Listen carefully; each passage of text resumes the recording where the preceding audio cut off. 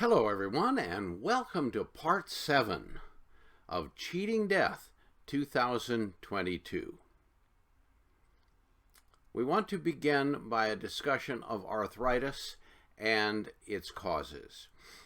Arthritis or arthritic conditions such as bursitis and all the other itises affect hundreds of millions of people worldwide.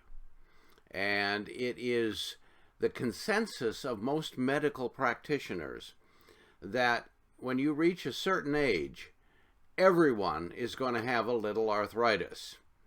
Well, I don't believe you can have a little arthritis. That's like being a little pregnant.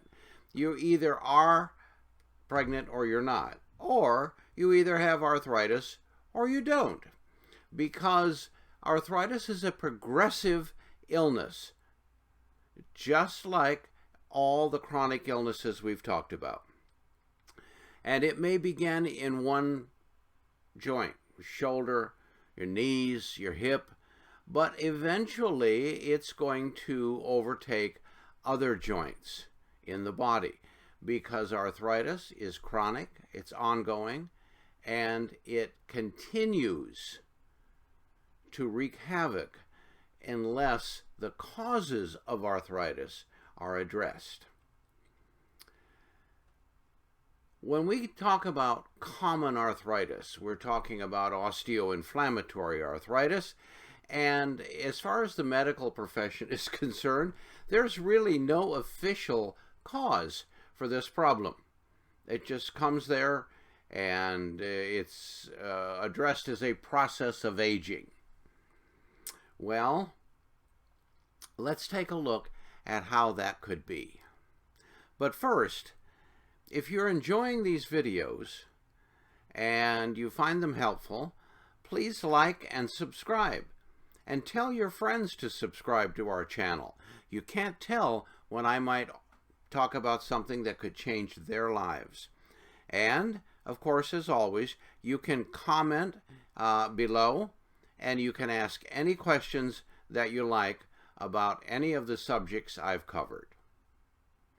Now, let's take a look at the primary cause of arthritis, which is dietary and lifestyle, but primarily dietary.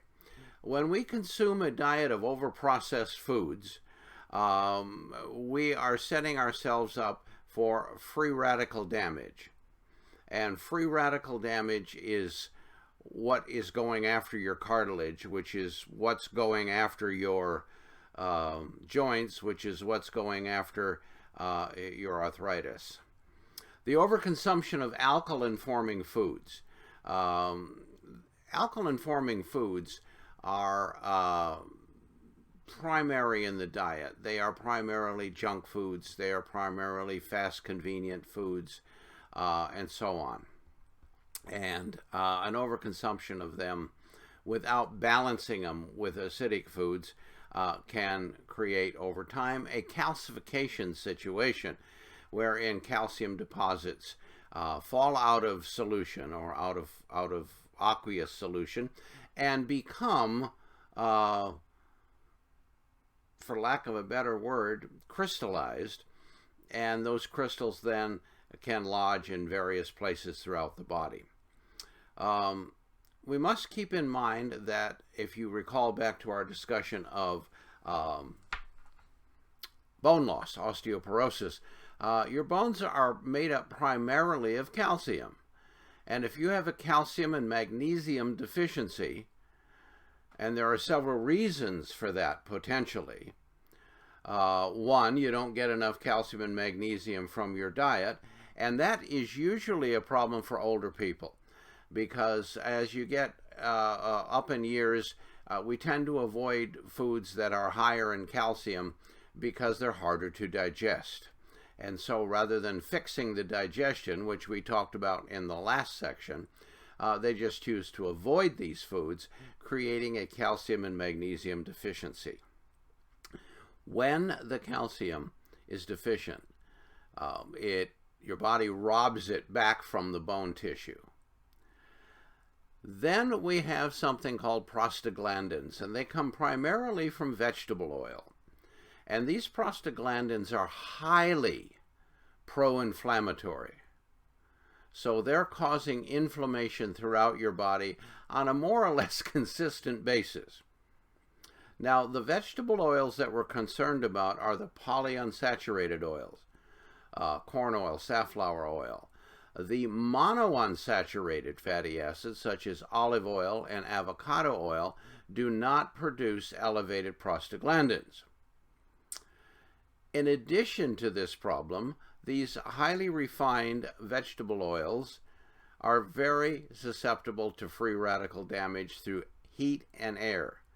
And that free radical damage, among many other things that free radicals can do to you, they begin to damage the cartilage tissue. Prolonged wear and tear on cartilage without proper nutrients for rebuilding that cartilage, guess what? That results in a cartilage deficiency. So the first thing we have to do is to, in my opinion, in my experience in 30 plus years, we need to cleanse and detoxify the whole body. I've never dealt with an arthritic individual who was not also toxic at the same time. And we don't know exactly why that is, but we do know that it repeats itself more times than not. And we cleanse and detoxify the body with an herbal supplement, and that herbal supplement addresses all the organs of elimination, which include the liver, the kidneys, the bowel, the bladder, and of course the colon itself. And that's the first step. When we have done studies with arthritics who were severely arthritic, cleansing and detoxifying their body alone, doing nothing else, already reduced their pain and stiffness by 30 to 40%. Then we want to help maintain that newfound cleansing by introducing a diet of whole foods and, of course, exercise. The body was meant to move, and when you don't move it, it gets stiff and it gets calcified. And movement is great for the bones, not only for bone density, but for joint and connective tissues as well. Then the final phase of our program is to introduce key supplements to both repair and replace lost tissue, increasing flexibility. And as the cartilage tissue wears down in your joints, it creates an airspace. And that airspace then makes that joint somewhat unstable, wobbly. So the body, in its infinite wisdom, attempts to fix that problem by introducing a substance called synovial fluid. And unfortunately, that should be only a temporary situation. But for many people, it becomes a very long-term situation. And at that point, synovial fluid is very pro-inflammatory as well, creating increased inflammation in the joint, decreased flexibility, and increased pain. So our goal should be to maintain an adequate amount of cartilage tissue to insulate, support, and stabilize those joints. And we now know that there are several nutrients, such as chondroitin and glucosamine sulfate, which are building blocks for your cartilage tissue. Then we use natural anti-inflammatories to help keep the inflammation under control and reducing further damage to the joint. Those include CMO, cetyl myristoyl, MSM, boswellia, and stinging nettle extract. Should you have any questions about arthritis or any subject we've discussed here on Cheating Death, you can always call us at 1-888-454-8464, or you can email us at the email below the slide. And please, if you're enjoying this series and others that I've done, don't forget to like and subscribe. We've got a lot of very interesting videos coming up. We're going to talk about weight management in a more advanced and detailed way than I ever have before. We're going to talk about inflammation. We're going to talk about a lot of things in greater detail, because I firmly believe that the more you know, the more you understand, the more you can utilize this information for yourself and people you know.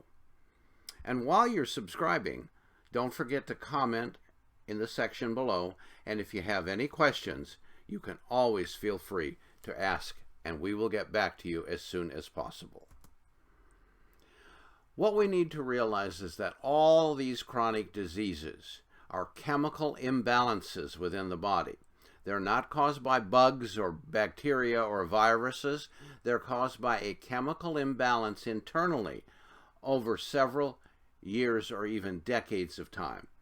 And all chemical imbalances in the body are nutrition related. You've got to take that point in.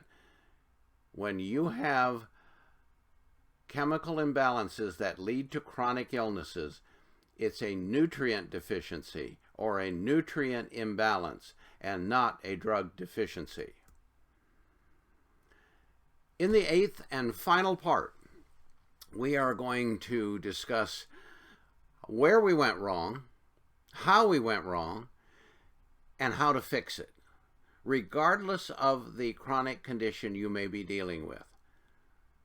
And you're going to find it's very simple indeed.